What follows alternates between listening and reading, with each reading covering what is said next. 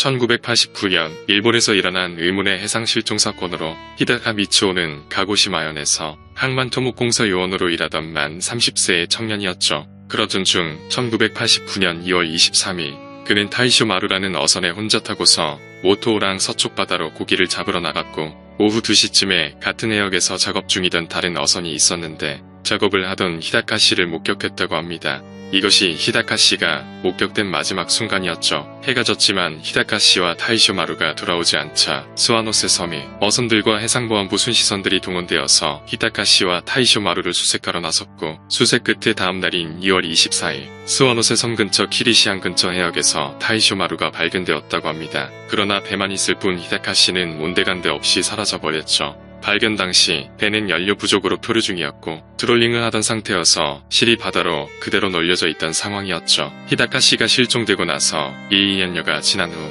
히다카 씨의 집에는 매일 밤 자정에서 새벽 1시 정도에 무원전화가 걸려왔는데 전화에선 아무 말도 없었고 들려오는 소리는 무엇인가 모스부 같은 소리였다고 합니다. 이런 전화는 약 한 달여간 걸려오다가 이후로는 오지 않았다고 하죠. 의문의 전화가 처음 걸려오던 날의 바다에는 약 15-16여 척 정도의 배가 고기를 잡으러 나간 상황이었다고 합니다.